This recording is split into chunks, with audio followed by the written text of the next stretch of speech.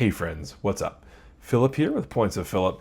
And what if I told you that you could get 5% cash back on any purchase, from furniture to computers to groceries, with no limits, no caps, no questions? Would you jump on that card? Well, if you're someone who's interested in that, and well, I certainly am, then you're also interested in the Amazon Prime Visa card, and we'll talk about why in a little bit. But before we do that, I want to ask you guys to like and subscribe. Doing that helps me and YouTube know that what I'm doing is helpful for you guys, and it also helps more people view this content, which I would appreciate. If you also like to support the channel in a different way, we have some memberships available below as well, and you can learn more about that by clicking on the join icon. Okay, let's take a look at Amazon Prime Visa. So this has no annual fee, but you have to get, in order to get the 5% back, you need to use or have Prime, access to Amazon Prime. If you don't have Prime, you do just get 3% back, and that just becomes the Amazon Visa. In addition to the 5% or the 3%, depending on your Prime status, you get 2% back on dining, gas, transit, and commuting purchases. You also get 5% back on Chase travel. So let's take a look at the pros, right? So this has no annual fee, 5% cash back on a wide variety of purchases from Amazon. You get access to 0% financing on just about any Amazon purchase as well. Now, if you do the 0% financing, you might be forced to give up the 5% cash back, but that's interesting, right? Cons is you need the Prime in order to get the full 5% cash back. And then the catch-all category is just 1%. So it's going to be, if you're just using this card willy-nilly, it's not going to earn that much for you, right? Now, here's the thing. Right now, this card has a much higher sign-up bonus of $200 gift card immediately given to you in the form of an Amazon gift card right when you apply and are approved for the card. Now, normally this is about $150, so this is a much higher sign-up bonus than you get normally. And so just to reiterate, you get that for being approved for the card. There's no spending required. Now, what's really great is that the Prime Day season is coming up. And so if you're interested in making sure that you are able to capitalize on that with this card, and getting that $200 gift card might help you get that new robot vacuum you've always wanted, or maybe that new couch or office chair, right? Fun fact, this office chair came from Amazon. So here's the thing. If you want to use this higher sign-up bonus, I do have a referral link in the description below.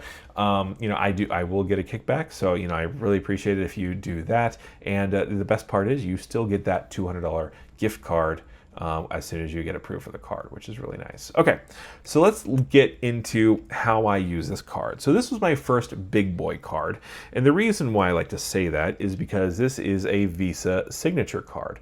And what that means is you have access to Visa signature protections, which includes Chase roadside assistance. Now, you just get access to Chase roadside assistance. It's not free, you still have to pay for it.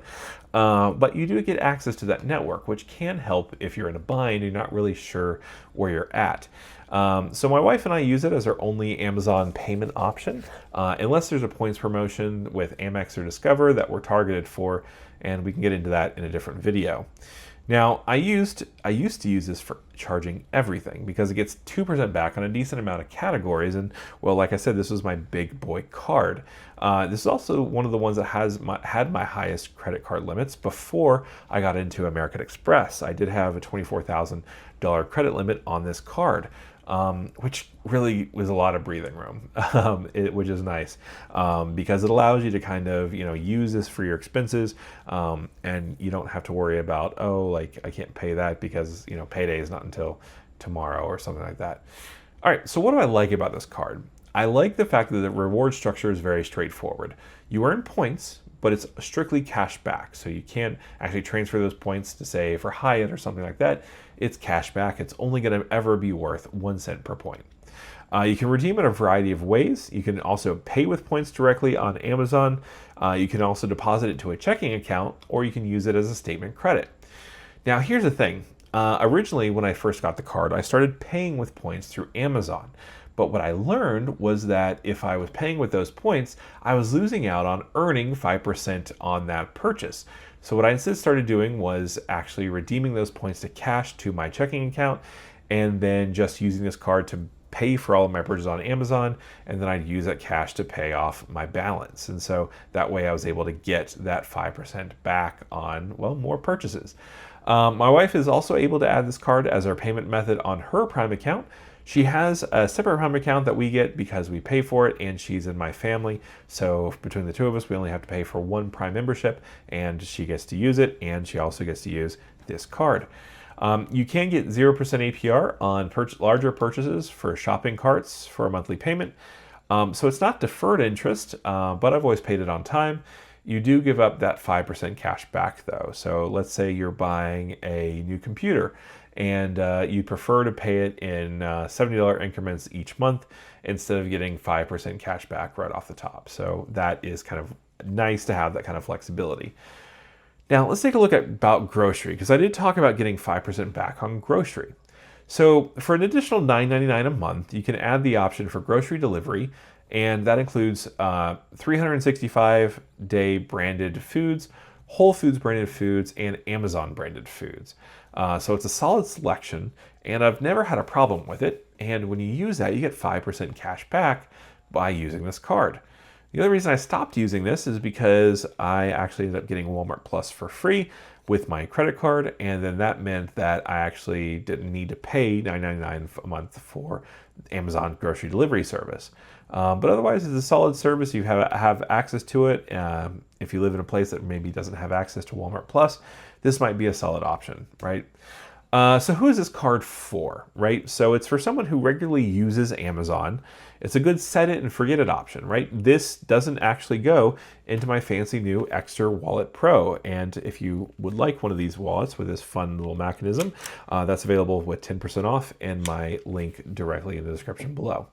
So I don't have to keep this in my wallet. So it's a great way to reduce your shopping expenses to a once a month item, right? So essentially your groceries can be on here, all of your Amazon purchases can be on here, and you just get one bill at the end of the month. And that can kind of simplify how you do your cash flow, how you do your finances.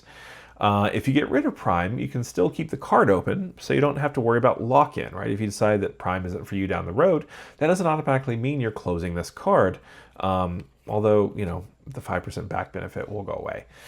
Also, you can send part of your credit line to other cards issued by Chase. And in my experience, the Amazon Prime card often gets much higher credit limits than other Chase cards. And so that means that, if you do close this card down the line, you don't lose access to that credit line. In fact, you can actually use it to kind of make some other Chase cards a little bit more usable with a higher credit limit. So anyway, thanks so much for joining me for this card. I really appreciate you kind of watching all my videos and learning about credit cards with me. And well, I can't wait to see you again until next time.